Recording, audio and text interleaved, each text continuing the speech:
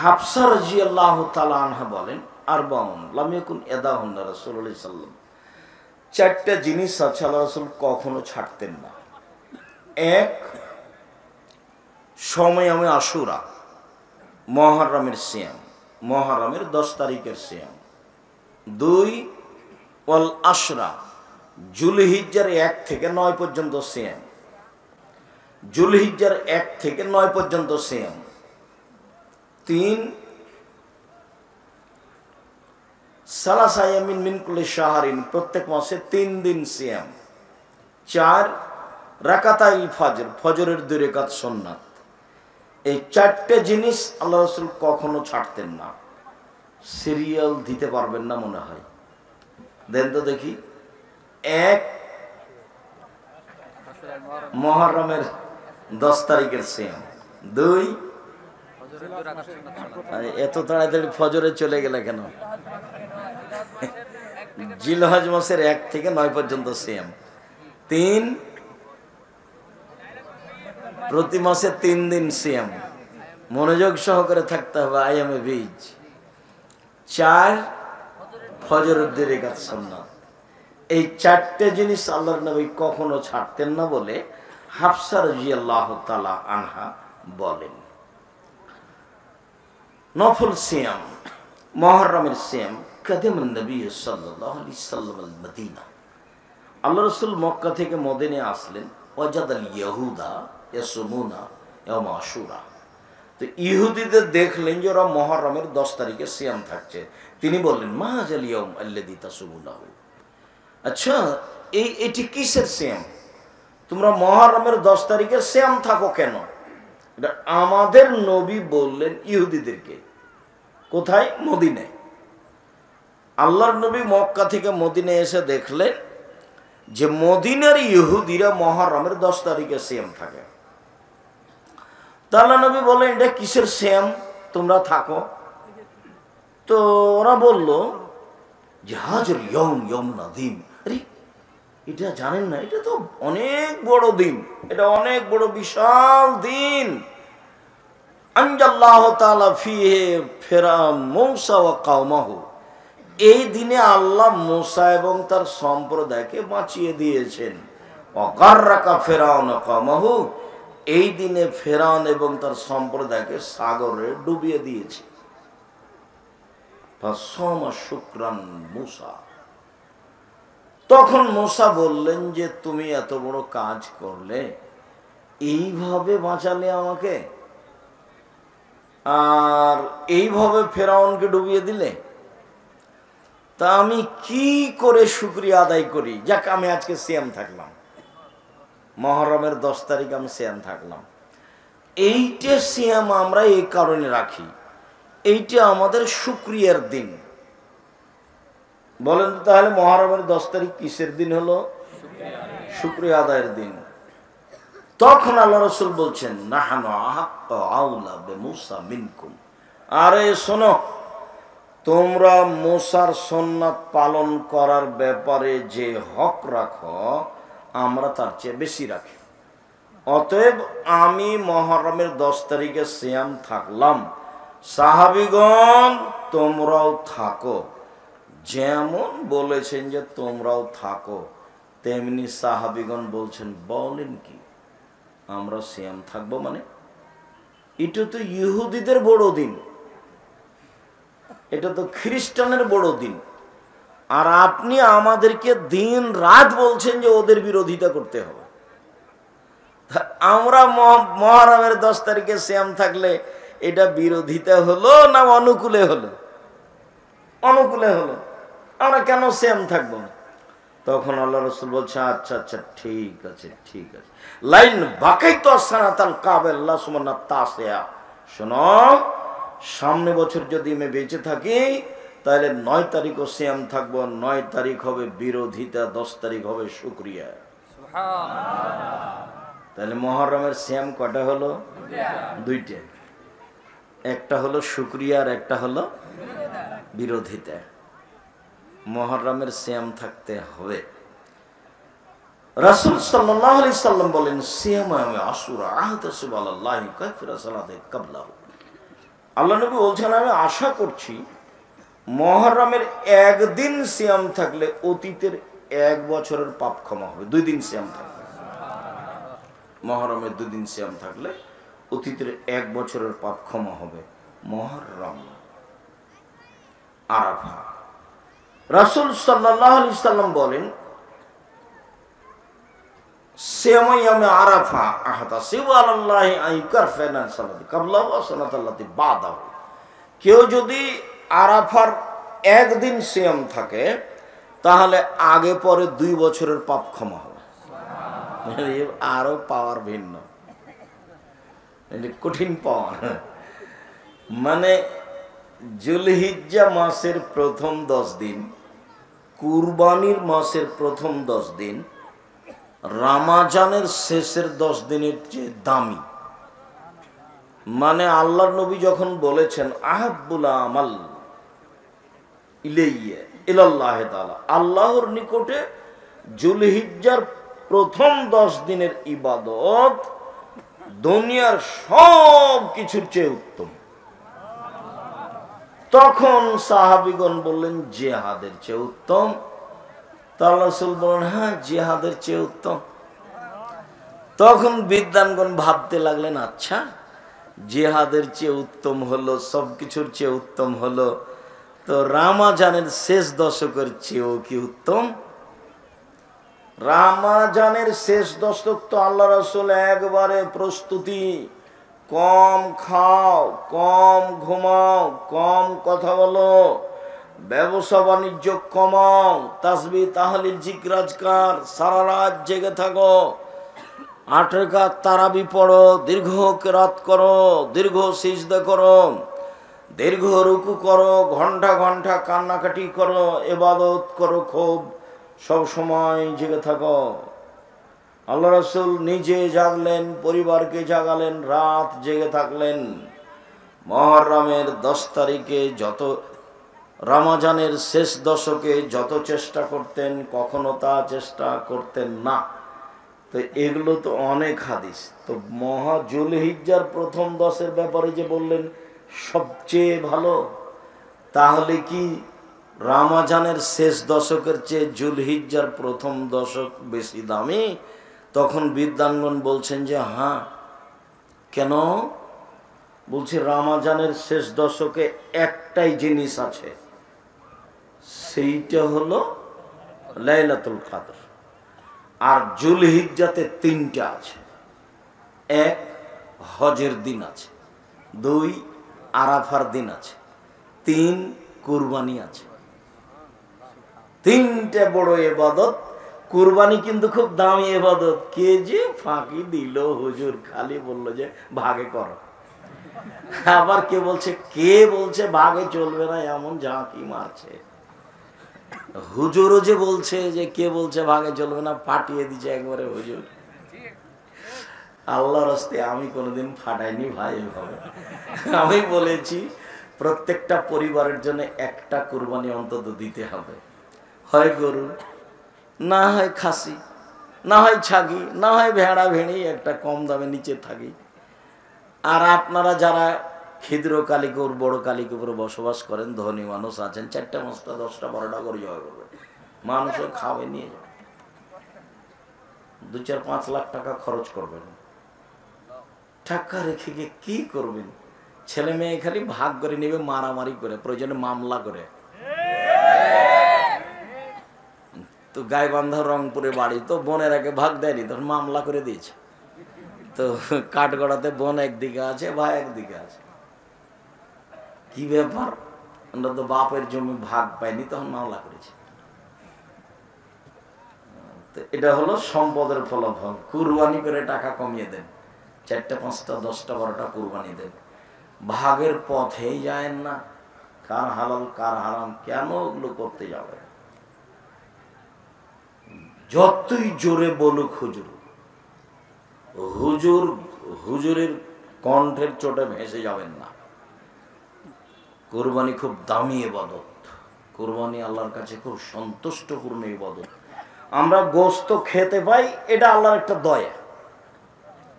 আমরা গোশত খেতে পাই, এটা কি আল্লাহর দয়া।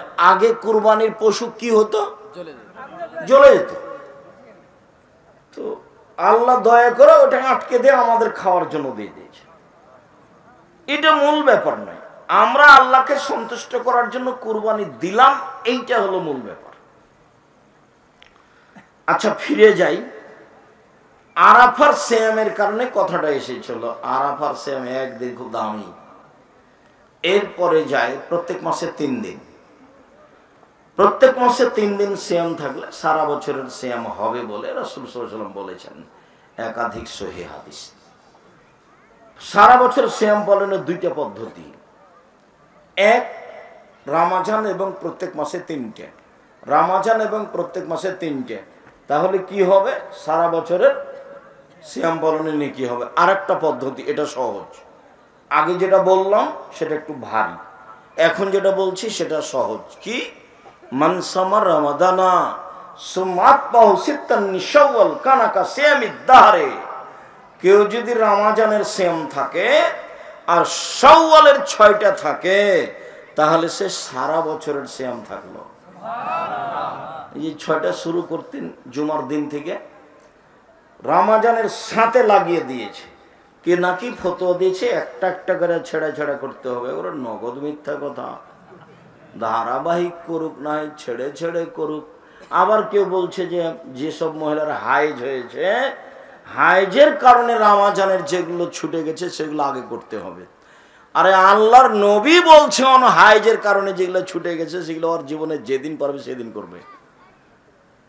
6 মাস পরে করুক, না হলে 6 বছর পরে করুক, মরে গেলে আল্লাহ মাফ করে দিবেন। তো সেইটা আবার ওই হাইজের মধ্যে এসে সওয়াল ঢোকালেন কেন হুড়াহুড়ি করে?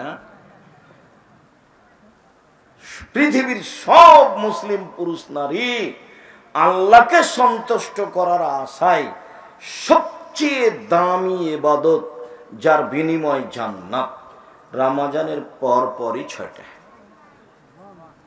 ফাঁসিও হবে না, চুলিও হবে না, সহজেই করতে পারবেন।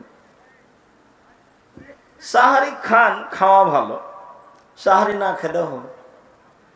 আমি তো ছাত্র জীবনে যখন একদিন সিয়াম থাকতাম, একদিন এমনি থাকতাম, তো একদিনও সাহারি খাইনি। খাওয়া ভালো, কিন্তু সাহারির ব্যবস্থাই তো নাই। আর ওই অভ্যাসটা থাকার কারণে এখনো অত ওই সাহারির পরে হিসাব করা যায় না। বাস সিয়াম থাকার যেদিন সেদিন থাকলাম, আল্লাহ ভরসা। তো বলছিলাম, এবাদতের জগতে সবচেয়ে দামি এবাদত সিয়াম, যার সমপর্যায়ের পৃথিবীতে কোনো এবাদত নেই। মর্মে সারা বছর সিয়াম পালনের 2টা পদ্ধতি বললাম, একটা একটু ভারী আর একটা একেবারেই সহজ। বলেন তো একটু ভারী কোনটা? প্রতি মাসে 3টে, আর রমজান, এ হলো সারা বছর। আর একেবারেই সহজ কোনটা? রমজান আর শাওয়ালের 6টা।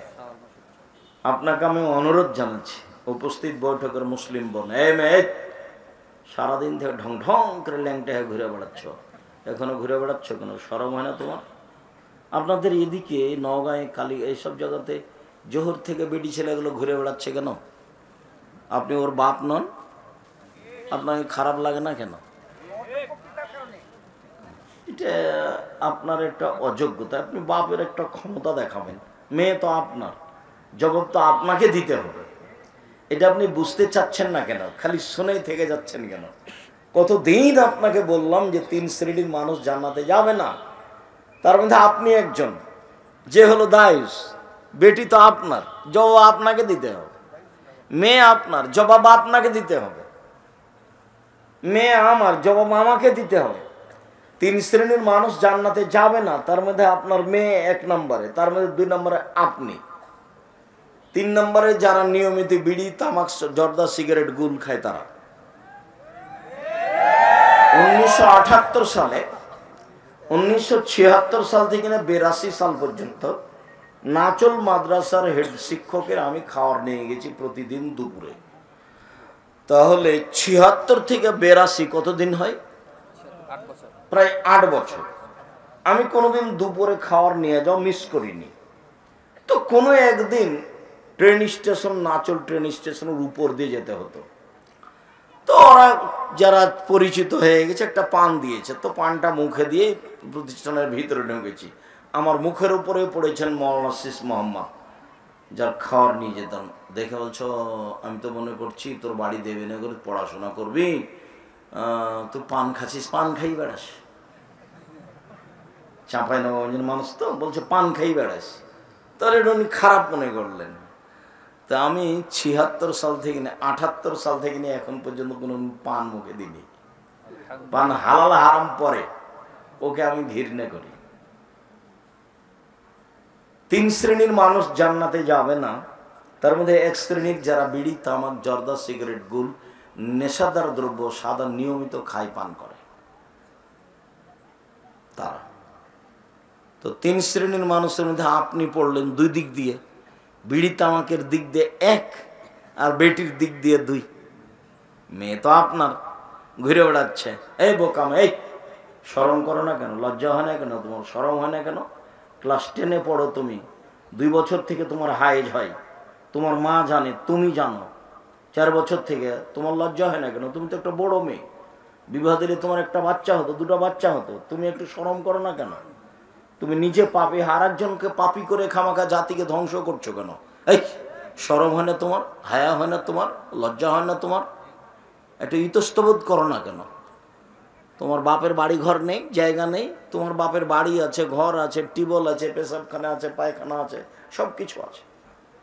মানুষের মতো হয়ে থাকো, পশু প্রাণীর মতো হয়ে আছো কেন? গরু ছাগলের মতো হয়ে আছো কেন? বুঝেও বুঝে না ওরা, অন্তর আছে বুঝে না, দেখেও দেখে না ওরা, চক্ষু আছে দেখে না, শোনেও শোনে না ওরা, কান আছে শোনে না।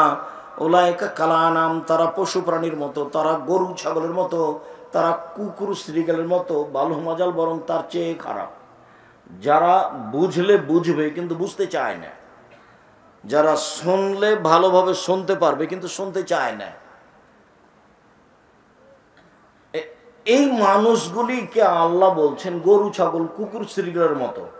তবে আল্লাহ কুকুর শ্রীগাল বলেননি, বলেছেন যে কুকুর শ্রীগালের মতো। কেন? কুকুর শ্রীগাল হারাম খায়, কোনোদিনই ছাড়তে পারবে না, আর মানুষ ইচ্ছা করলে ছাড়তে পারবে। এই জন্য আল্লাহ বলেননি যে ও কুকুর শ্রীগাল, ওকে বলেছেন যে ও কুকুর শ্রীগালের মতো।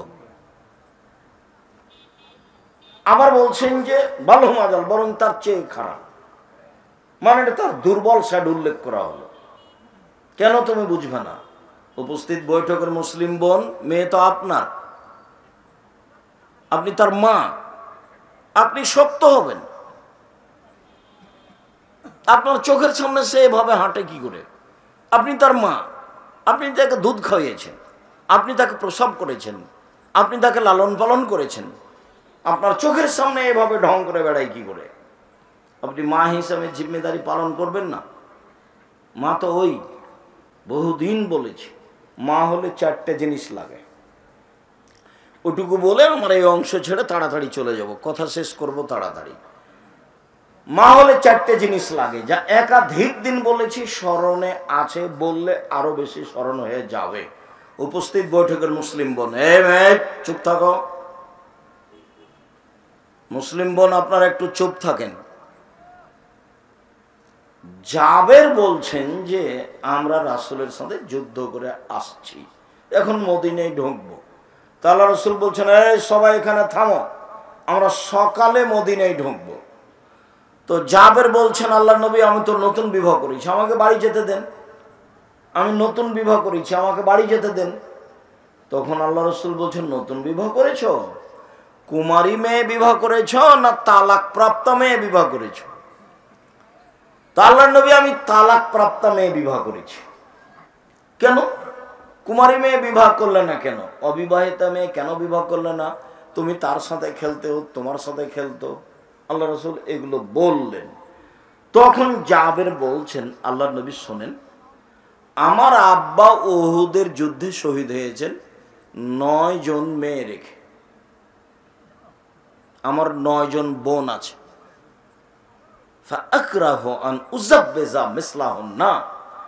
আমার বোনদের সমবয়সের কম বয়সের মেয়েকে বিবাহ করা আমি পছন্দ করিনি। 4টা কারণে। আল্লাহ নবী শোনেন, আমি কেন তালাক প্রাপ্ত মেয়ে বিবাহ করলাম সেটা আমি একটু বলি। হ্যাঁ বলো। আমার আব্বা উহুদের যুদ্ধে শহীদ হয়েছেন। কয়টা মেয়ে রেখে? 9টে। আমার 9 জন বোন আছে। আমার বোনদের সমবয়সের কম বয়সের মেয়েকে আমি বিবাহ করা পছন্দ করিনি। 4টা কারণে। 1, লেতুয়াল্লিমাহুন্না, আমার স্ত্রী যেন আমার বোনদেরকে বিদ্যা শিখাতে পারে। মানে 4 বছর বয়সের বাচ্চাকে বিদ্যা মা শিখাবে, 5 বছরের বাচ্চাকে মা বিদ্যা শিখাবে। মানে সারা বাংলাদেশ জুড়ে 100% ছেলে মেয়েকে, মুসলিম ছেলে মেয়েকে কোরআন শিখাতেই হবে, আকীদা শিখাতেই হবে, সারা দেশ জুড়ে মক্তব চালু করতেই হবে যে কোনো মূল্যে, ইনশাআল্লাহ। এর বিকল্প কোনো পথ নেই। কথা শেষ হয়নি, মধ্যখানে একটু কথা।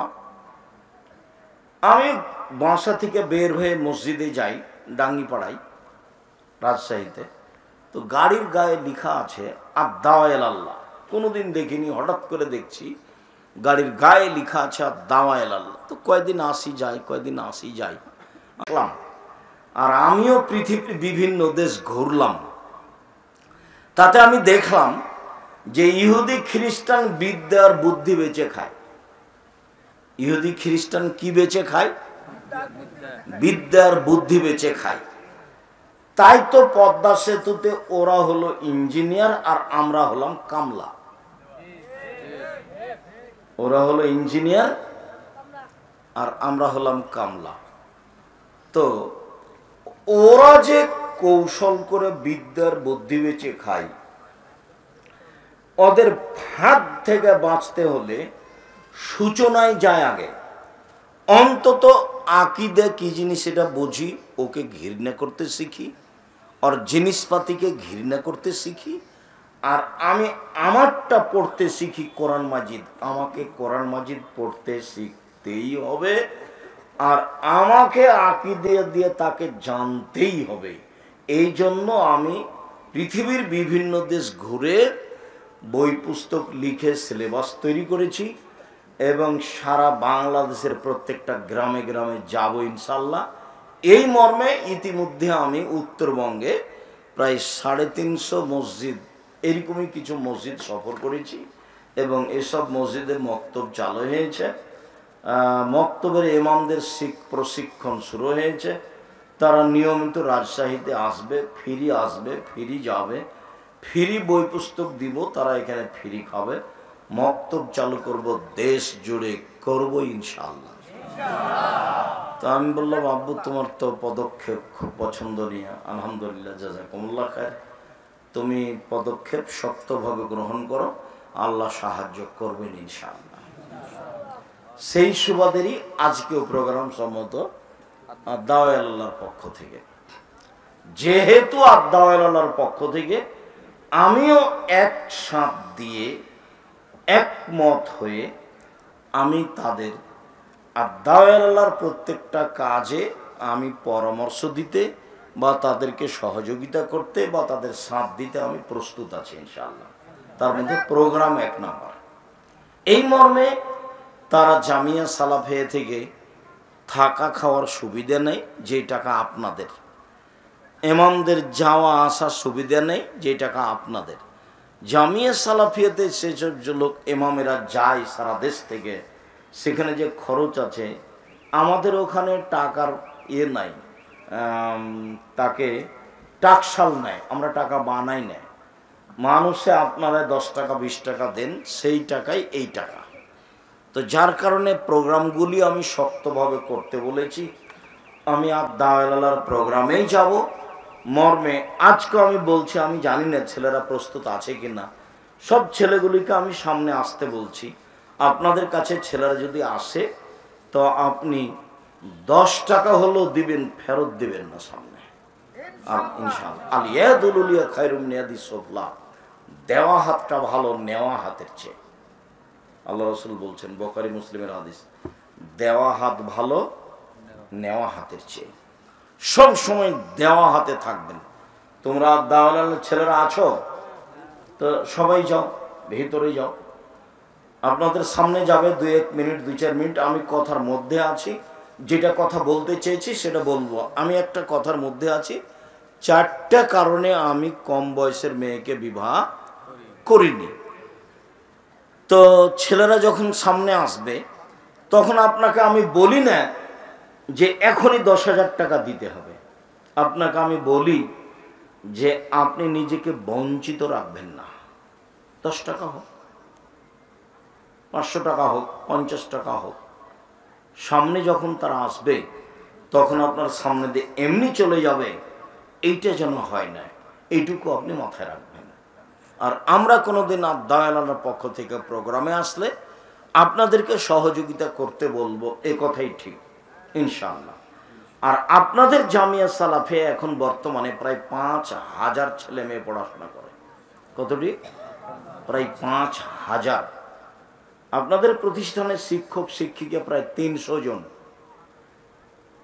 বাংলাদেশের শিক্ষক আছেন, ইন্ডিয়ার শিক্ষক আছেন এবং মদিনা বিশ্ববিদ্যালয়ের শিক্ষক আছেন। মদিনা বিশ্ববিদ্যালয়ের প্রফেসর, মদিনাতেই বাড়ি, এখনো আছে। কিছুদিন পরে আরো 5-6 জন আসবেন। জামিয়া সালাফে আপনাদের বিশাল সম্পদ।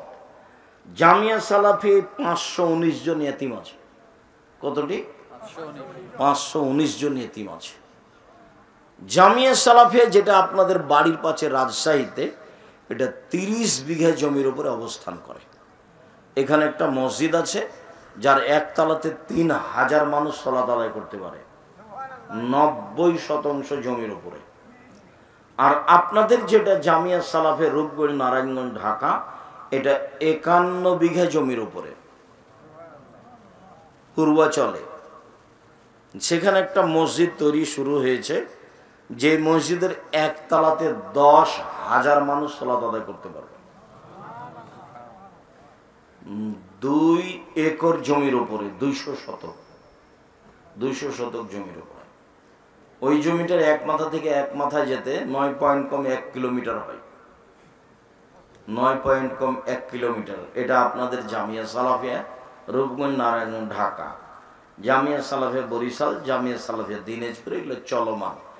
জামিয়া সালাফিয়া চট্টগ্রাম আরম্ভ হবে ইনশাল্লাহ কিছুদিনের মধ্যেই। সম্মানিত দিনী ভাই বোন, এটা আপনাদের প্রতিষ্ঠান, আপনাদের প্রতিষ্ঠানে আপনারাই খরচ করেন। শিক্ষকদের বেতন লাগে প্রতি মাসে 32 লক্ষ। প্রতি মাসে কত বেতন লাগে? 32 লক্ষ।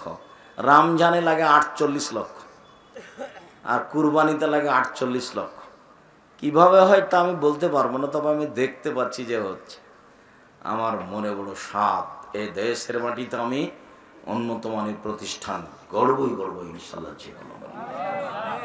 যেখানে ছেলে মেয়ে বাংলা, ইংরেজি, আরবি উন্নত মানের শিক্ষা অর্জন করে জাতির অন্যায়ের বিরুদ্ধে লড়বে, মুখে কলমে মিডিয়ায় লড়বে ইনশাল্লাহ।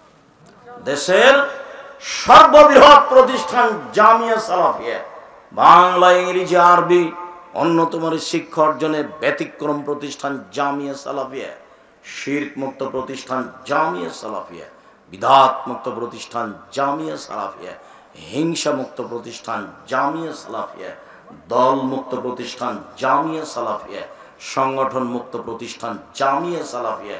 দেশের অমূল্য সম্পদ শিক্ষামানের সর্বোচ্চ প্রতিষ্ঠান জামিয়া সালাফিয়া।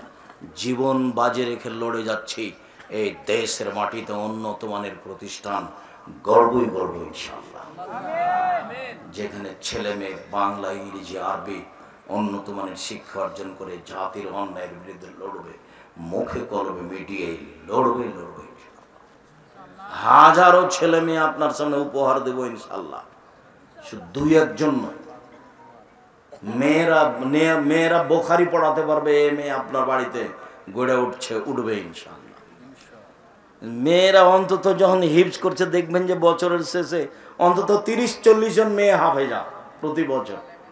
60, 70, 80 জন 100 জন, এক প্রতিষ্ঠানে ছাত্র যতটি আছে ততটি খালি হাফেজি বের হয় একবার। সম্মানিত দিনী ভাই বোন, প্রতিষ্ঠান উন্নত করার জন্য শিক্ষক আসছেন ইন্ডিয়া থেকে, শিক্ষক আসছেন সৌদি আরব থেকে, শিক্ষক আসছেন মিশর থেকে, শিক্ষক আসছেন ইয়ামান থেকে। এটা আপনাদের প্রতিষ্ঠান, খেয়াল রাখবেন। তার একটি বড় শাখা আদ-দাওয়া ইলাল্লাহ। আজকের প্রোগ্রাম আদ-দাওয়া ইলাল্লাহর পক্ষ থেকে। কাজে আপনার সামনে ছেলেরা আসলে 10 টাকা ছাড়া ফেরত দিবেন না অন্তত। সম্মানিত দিনী ভাই বোন, বলছিলাম মা হওয়ার জন্য 4টে জিনিস লাগে। জাযাকাল্লাহ খাইর। 1, বিদ্যে। এই কথা নিয়ে কথা এসেছে। আমার স্ত্রী আমার বোনদেরকে বিদ্যে শিখাবে, এই জন্য তালাক প্রাপ্ত বয়সের মেয়েকে বিবাহ করেছি। উপস্থিত বৈঠকের মুসলিম বোন বুঝতে পারছেন না? এমনি ঢং ঢং করে এসে চলে গেছেন? একটু খেয়াল করেন। জাবের বেশি বয়সের মেয়েকে বিবাহ করেছেন কেন? ওর বোনদেরকে কি শিখাবে? বিদ্যা শিখাবে। এই জন্য মায়ের প্রথম কাজ ছেলে মেয়েকে বিদ্যা শিখানো। 2, বলে তুয়াদ্দেবাহুন না, আমার স্ত্রী আমার বোনদেরকে শিষ্টাচার শিখাবে। শিষ্টাচার, শিষ্টাচার কি জিনিস? শিষ্টাচার মানে মাথায় কাপড় না দিয়ে ঢং ঢং করে ঘুরো, এটা শিষ্টাচার।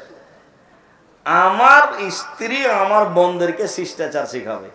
শিষ্টাচার মানে ঈদের দিনে লম্বা লম্বা নখে নেইল পালিশ লাগাও, এটা শিষ্টাচার। শিষ্টাচার মানে কম বয়সের মেয়ে উঁচু স্যান্ডেল পরে নিজেকে লম্বা লম্বা দেখাও, এটা শিষ্টাচার। শিষ্টাচার মানে বাম হাতে পানি খাও, এটা শিষ্টাচার। শিষ্টাচার মানে মানুষকে কোনো কিছু দিলে থ্যাংক ইউ বলো, এটা শিষ্টাচার। শিষ্টাচার কি জিনিস? শিষ্টাচার কি জিনিস? ইসলাম ধর্মে প্রত্যেকটা জিনিসই শিষ্টাচার। আপনার সামনে আমি কথা বলবো, এর শিষ্টাচার আছে কি? এর শিষ্টাচার হলো আসসালামু আলাইকুম। আমার কথা কি দিয়ে শুরু হবে? আসসালামু আলাইকুম। এর দাম আছে। এই ধর্মের নাম ইসলাম। আমি মুসলিম, কিন্তু আমার ধর্মকে আমি চিনি না, যার কারণে আমি কিছু বুঝতে পারি না।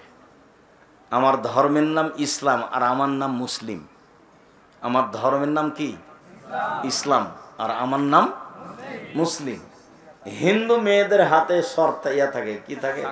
শাখা থাকে। তার মানে ও জানে যে আমি হিন্দু মেয়ে। বিবাহ হয়ে গেলে স্মৃতিতে কি থাকে?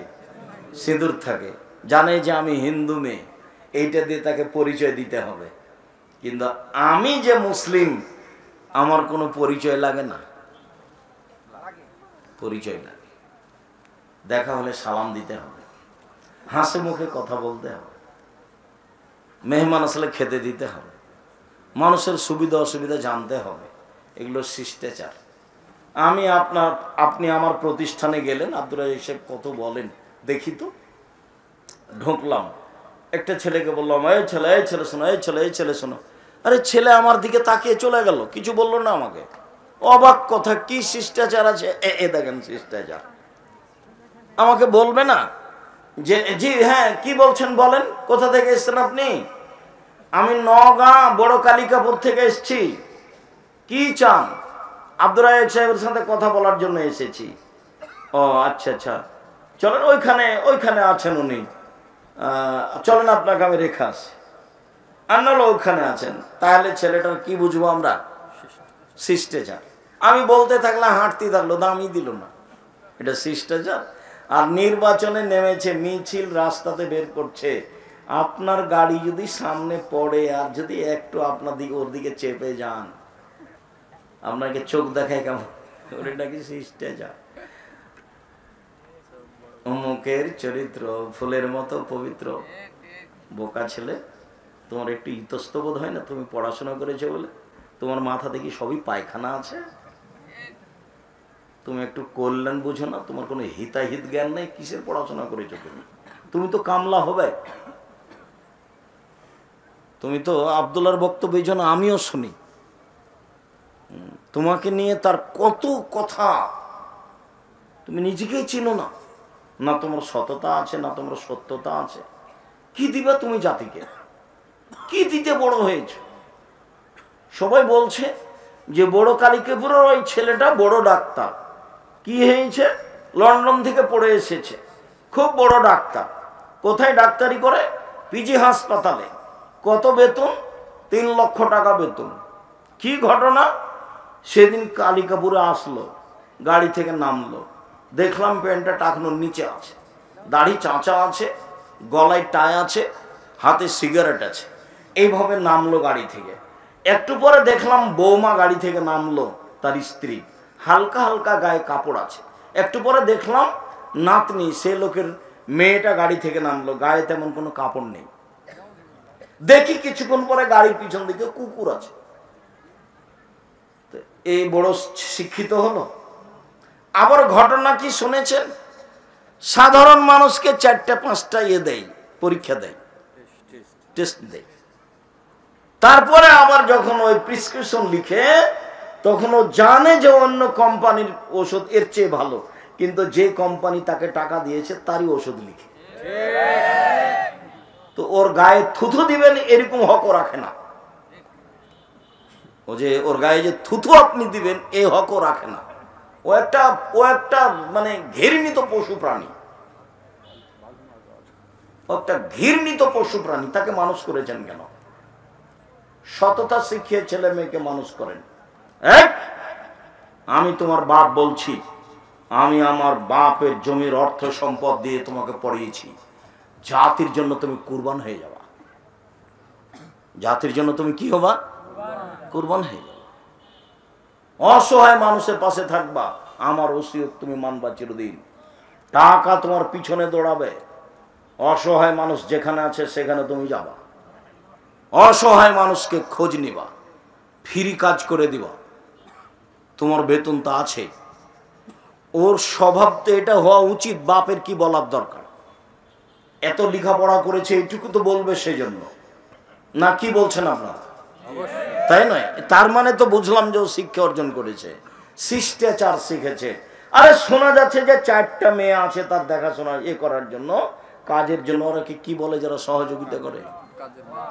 আরে না না, ওই যে ওষুধের যে করে সিরিয়াল দেয়, সবটি মেয়ে মানুষ, সবটি বেটি ছেলে। দেশে পুরুষ নাই, কম্পাউন্ডার। কেন? সব কালিকাপুরের ছেলেগুলো নিয়ে যাবে ও, তো সব মেয়েগুলো কেন? স্বভাব পরিবর্তন করতে হবে। বিদ্যা অর্জন করেছে, বিদ্যা মানে শয়তানি নয়। বিদ্যা শিখিয়ে দিল, শিষ্টাচার শিখিয়ে দিল।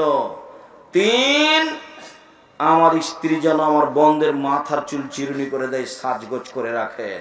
4, আমার বোনদের উপরে পাহারা দিতে হবে। আমার স্ত্রী আমার বোনদের জন্য পাহারাদার। উপস্থিত বৈঠকের মুসলিম বোন, আপনি আপনার মেয়েটার পাহারাদার। আপনি কি পাহারা দিয়েছেন মেয়েটার? এই যে আপনার পাশে বসে আছে, দেখেন দেখেন দেখেন তো, ওই যে মেয়েটা আপনার মাথায় কাপড় নেই, আপনার পাশে আছে। নখগুলো দেখেন বড় বড় আছে, দেখেন কপালে টিপ দেওয়া আছে। টিপ তো হিন্দুদের জিনিস, ওটা আপনারই মেয়ে। দেখলেন কি? দেখলেন? হ্যাঁ আব্দুল সাহেব দেখলাম, দুঃখিত। তো ঠিক আছে, আপনার দুঃখিত বলে শেষ হবে না, আপনাকে সংশোধন করতে হবে। সম্মানিত দিনী ভাই বোন, ঈদের দিনের প্রথম কাজ এক খেলে চেয়ে থাকবেন, 19-20 হয় না যেন। ঈদের দিনের প্রথম কাজ, আব্দুল্লাহ ইবনে উমর বলেন, ফারাজা রাসূলুল্লাহ সাল্লাল্লাহু আলাইহি সাল্লাম যাকাতাল ফিতরে সান মিন তামারিন ও সান মিন সাইর আলাল আবদে ওয়াল হুররে ওয়াস সাগিরে ওয়াল কাবিরে ওয়াল যাকার ওয়াল উনসা আমারা বিহান তুআদ্দা ক্বাবলাল খুরুজ ইলাস সালাহ। আল্লাহর নবী যাকাতুল ফিতরা ফরজ করেছেন 1 সা খেজুর, 1 সা জব, ছোট বড়, পুরুষ নারী, দাস দাসী, স্বাধীন, সবার উপরে। যে ভিক্ষা করে খায় তাকেও ফিতরা দিতে হবে। দিন মজুরকেও ফেতরা দিতে হবে। যে ভিক্ষে করে খায় তাকে আগে ভিক্ষে করে রেডি করতে হবে ফেতরা, নইলে গ্রামবাসী তার ফেতরাটা দিয়ে দিবে। পাল্টা ফকিরকে দেওয়ার সমাধে বেশি করে দিতে হবে, সবাকেই দিতে হবে ফেতরা। ঈদের মাঠে যাওয়ার পূর্বে ফেতরা বের করতে হবে। এই স্বভাব আগে আপনার বাপ মা দাদা দাদির ছিল। ওরা ঈদের মাঠে যাওয়ার আগে কি করত? ফেতরা বের করে ঈদের মাঠে যেত। এটাই সুন্নাত, এটাই মূল কথা। যে ঈদের দিন প্রথম কি কাজ? ফেতরা বের করা। আব্দুর রাজ্জাক সাহেব, আমরা তো 15 রমজান থেকে ফেতরা বের করি। ওই জন্যই তো কথা আজকে। অতিরিক্ত 29 বা 30 রমজানে ফেতরা বের করা যায় আব্দুল্লাহ ইবনে উমরের বর্ণনায়। ঈদের দিনের 1 নাম্বার কাজ সকালে উঠে ফেতরা বের করতে হবে। আরেকটা হাদিস বলি এইখানে, খুব খেয়াল করে থাকবেন, আমার দিকে চেয়ে থাকবেন। আর ছেলেরা আপনাদের সামনে আসলে 10টা টাকা ছাড়াও ফেরত দেবেন। হোক 10টা টাকা, 50 টাকা হোক, 500 টাকা হোক, 100 টাকা হোক। দানে টাকা বাড়ে, কমে না। অনেক হাদিস। দানে কবরের শাস্তি বন্ধ হয়ে যায়, দানে বাপ মায়ের পাপ মিটে যায়। ও খুব পাওয়ারফুল জিনিস, খুব শক্তিশালী জিনিস দান।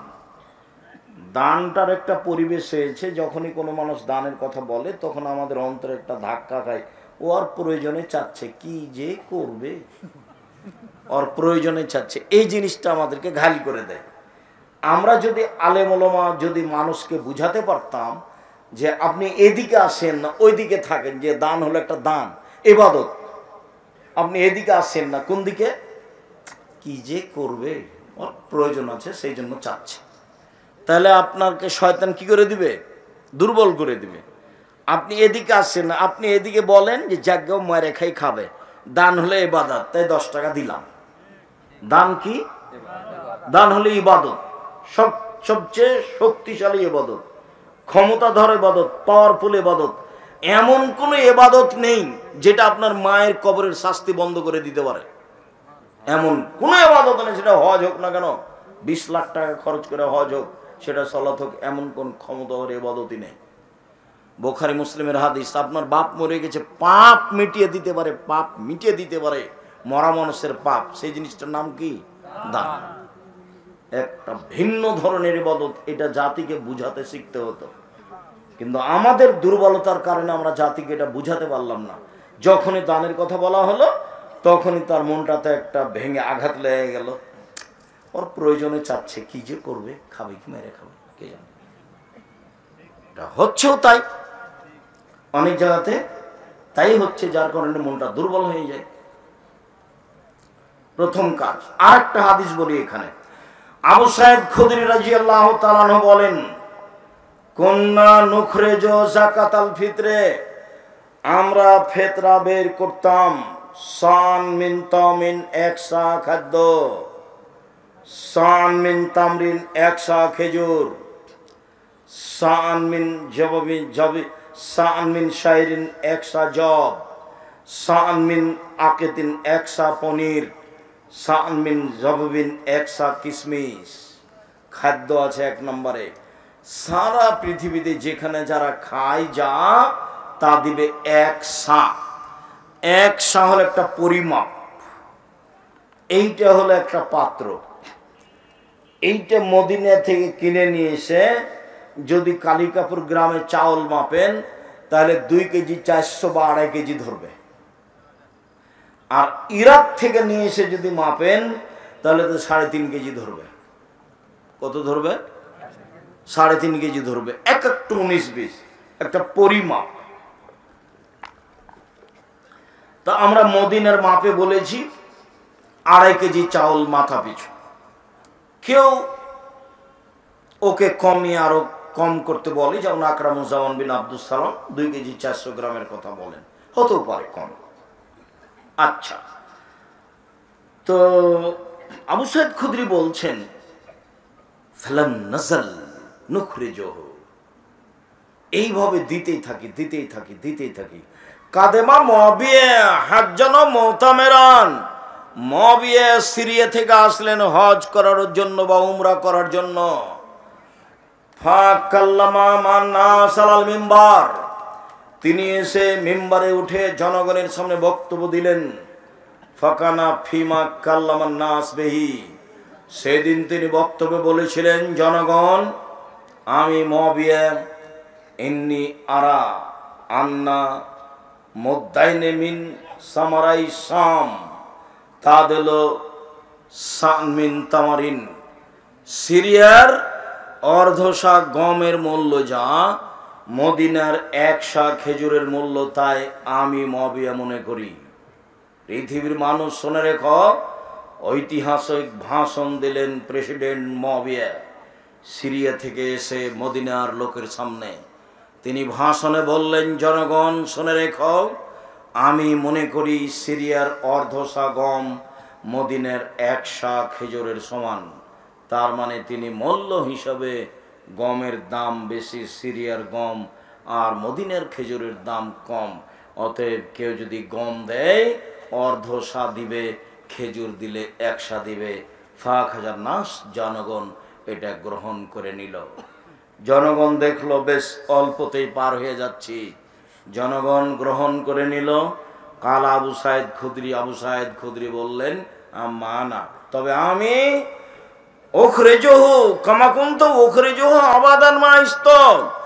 আমি আবু সাইদ খুদরি হায়াতে যতদিন বেঁচে থাকবো ততদিন রাসূলের নিয়ম পরিবর্তন করিব না। আমি 1 শাই দিব। গম দিলে 1 শা, জব দিলে 1 শা, চাউল দিলে 1 শা, আটা দিলে 1 শা, পনির দিলে 1 শা। পৃথিবীর যে কোনো খাদ্য বের করলে আমি 1 শাই দিব, তার 19-20 করব না যতদিন আমি হায়াতে বেঁচে আছি। বিশিষ্ট সাহাবী আবু সাইদ খুদরি রাদিয়াল্লাহু তাআলা ঐতিহাসিক তার ভাষণে বললেন। তিনি এক পর্যায়ে তাকে যখন বলা হলো, কালা রাজুলুন মিনাল কওম আওয়া মুদ্দাইন মিন কামহিন, কেন মুআবিয়ার বক্তব্য চলবে না? গম অর্ধশা হলে হবে না? কেন মুআবিয়ার বক্তব্য চলবে না? অর্ধশা গম হলে হবে না?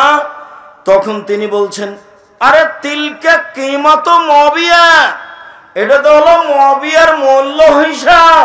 বলছেন, আরে এটা তো হলো মুআবিয়ার মূল্য হিসাব। লাক বালোহা ওয়ালাম আলোহা, কিয়ামত পর্যন্ত তার কথা গ্রহণ করব না এবং কোনোদিন মানব না। দেশের প্রেসিডেন্ট সিরিয়ার মুআবিয়া রাসূলের হাদিসের বিপরীত বুঝেছেন আবু সাইদ খুদরি, যার কারণে তার সামনে উল্টিয়ে দিলেন আবু সাইদ খুদরি, বিশিষ্ট সাহাবী।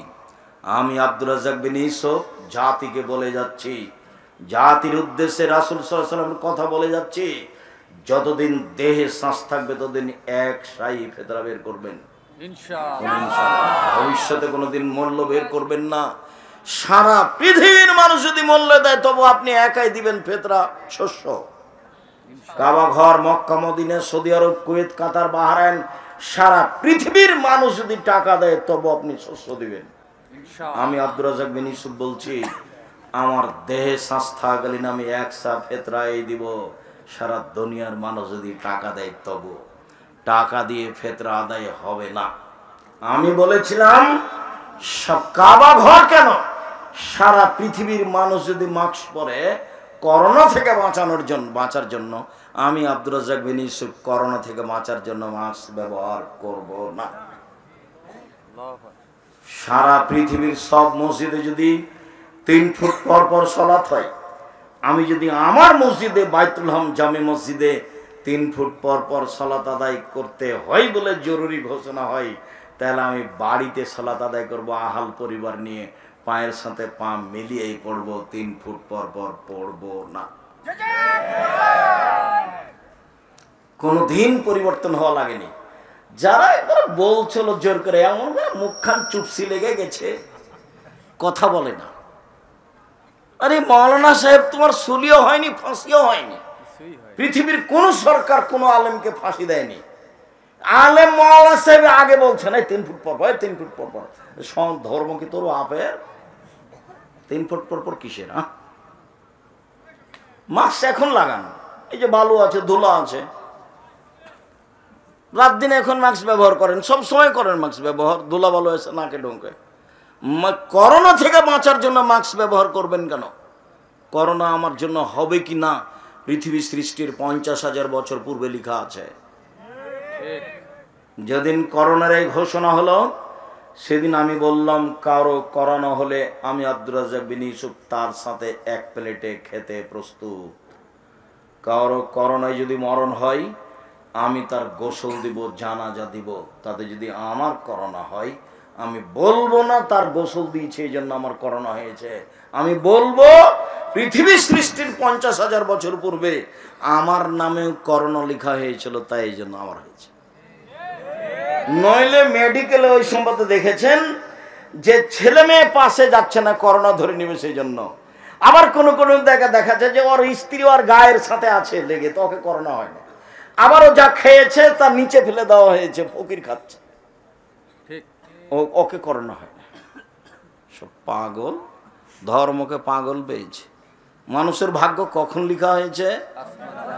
পৃথিবী সৃষ্টির 50,000 বছর পূর্বে। সেদিন আল্লাহ রাসূল বলছেন কাতাবা হায়াতাহা ওয়া মাউতাহা রিজকা